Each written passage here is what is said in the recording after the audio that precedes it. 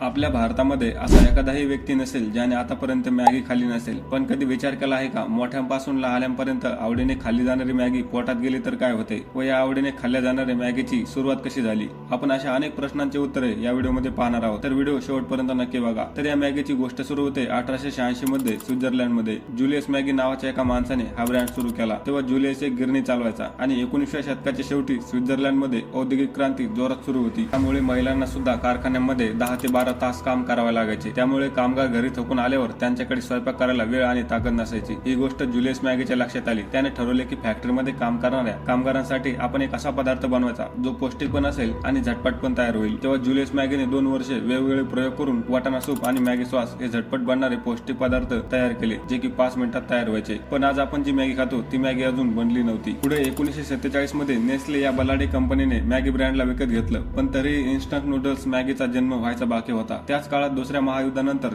जपानची अवस्था खूप वाईट होती. तिथे अन्नाची टंचाई होती. तेव्हा मोमोफुकू अँडो नावाच्या माणसाने इन्स्टंट नूडल्सचा शोध लावला, ज्याला फक्त गरम पाण्यात टाकून खाता येत होतं. नेस्ले कंपनीला ही आयडिया खूप आवडली. त्यांनी ठरवले की आपणही इन्स्टंट नूडल्सला मॅगी या नावाने मार्केटमध्ये आणायचे. व त्यानंतर नेस्ले कंपनीने जगभर मार्केटचा अभ्यास केला आणि त्यांची नजर पडली भारतावर. 1983 मध्ये मॅगीने भारतात पहिलं पाऊल ठेवलं. नेस्लेचा हा निर्णय खूप धाडसी होता, कारण तेव्हा भारतीय लोक नाश्त्याला पोहे, उपमा, शिरा हे पारंपरिक पदार्थ खायचे. या नूडल्स नावाच्या विचित्र पिवळ्या दिसणाऱ्या पदार्थाला कोण विचारणार पण नव्हतं. आणि तसंच झालं. मॅगीचा पहिला प्लॅन फसला. सुरुवातीला मॅगीने नोकरी करणाऱ्या महिलांना टार्गेट केलं की ज्यांना स्वयंपाकाला वेळ नाही त्या मॅगी बनवतील. त्यामुळे मॅगीची पाकिटं दुकानांमध्ये पडून होती, विक्री होत नव्हती. नेस्लेचा हा मोठा इंडियन प्रोजेक्ट बुडण्याच्या मार्गावर होता. आणि मग नेस्लेच्या मार्केटिंग टीमला एक आयडिया सुचली. त्यांना कळालं की खरा ग्राहक आई नाही तर खरा ग्राहक शाळेतून दमून आलेले मुलं होती. तेव्हा नेस्ले कंपनीने आई मला भूक लागली आहे, 2 मिनिटात तयार होणारी मॅगी अशा अनेक ऍडव्हर्टाइजमेंट काढल्या, ज्यामुळे शाळेतून मुले आल्यावर त्यांना काय खायला द्यायचे हे प्रश्न पडणारी आई लहान मुलांना मॅगी देऊ लागली.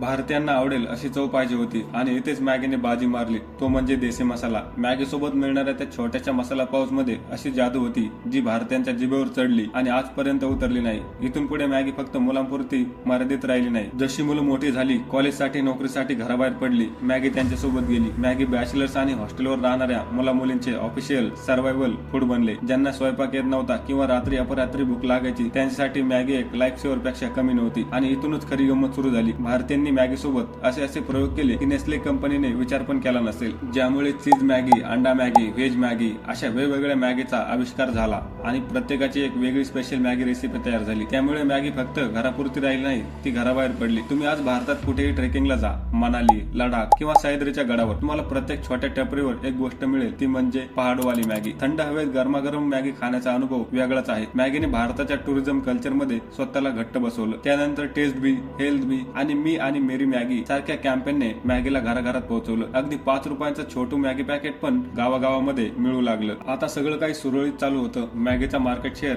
75% पेक्षा जास्त झाला होता. तर मग प्रश्न पडतो की आवडीने खाल्ली जाणारी मॅगी खरंच पोटात गेल्यावर काय होते आणि मॅगी खाण्यासाठी हेल्दी आहे का? तर मॅगी मैद्यापासून बनलेली असते, त्यामुळे त्यात फायबर जवळपास 0 असतं आणि ती 2 मिनिटात शिजते, कारण ती आधीच तळलेली असते. ज्यात भरपूर पाम ऑइल आणि खूप जास्त सोडियम म्हणजेच मीठ असतं आणि मैदा पचायला जड असतो. त्यामुळे मॅगी दररोज खाण्याची गोष्ट नाही, तर ती कधीतरी खाण्यासाठी ठीक आहे. पुढे 2014-15 मध्ये उत्तर प्रदेशच्या गोरखपूर मधील फूड सेफ्टी अधिकाऱ्यांनी मॅगीचे सॅम्पल तपासले आणि ज्यामध्ये लीड आणि MSG हे खतरनाक घटक परवानगीपेक्षा जास्त प्रमाणात सापडले. लीड हे एक न्यूरोटॉक्सिन आहे जे मुलांच्या मेंदूच्या विकासासाठी अत्यंत घातक मानले जाते. ही बातमी वाऱ्यासारखी पसरली आणि लोक संतापले, कारण ज्या मॅगीवर त्यांनी इतके वर्ष विश्वास ठेवला तिनेच धोका दिला होता. त्यामुळे जून 2015 मध्ये मॅगीवर संपूर्ण भारतात बंदी घातली, ज्यामुळे नेस्ले कंपनीला 27,000 टन मॅगीची पाकिटं बाजारातून परत बोलवून नष्ट करावी लागली व नेस्ले कंपनीचं कोट्यवधी रुपयांचं नुकसान झालं. त्यांची 75% मार्केट मधली हिस्सेदारी थेट शून्यावर आली. पण नेस्लेने हार मानली नाही. त्यांना माहित होतं की मॅगी फक्त एक प्रोडक्ट नाही, तर लोकांच्या भावना आहेत. बंदी घातल्यानंतर काही महिन्यातच मॅगीने एक ब्रिलियंट मार्केटिंग कॅम्पेन सुरू केलं, ज्यामध्ये त्यांनी आम्हाला तुमची आठवण येते, वी मिस यू टू अशा जाहिराती केल्या. त्यामुळे सोशल मीडियावर ब्रिंग बॅक मॅगी ट्रेंड सुरू झाला. नेस्ले कंपनीला लोकांचा विश्वास परत मिळवायचा होता, म्हणून नेस्लेने मॅगीच्या 3,500 पेक्षा जास्त नवीन लॅब टेस्ट केल्या आणि कोर्टात व लॅबमध्ये स्वतःला सुरक्षित सिद्ध केलं. आणि मग नोव्हेंबर 2015 मध्ये मॅगीने पुनरागमन केलं. पण यावेळी त्यांनी दुकानात नाही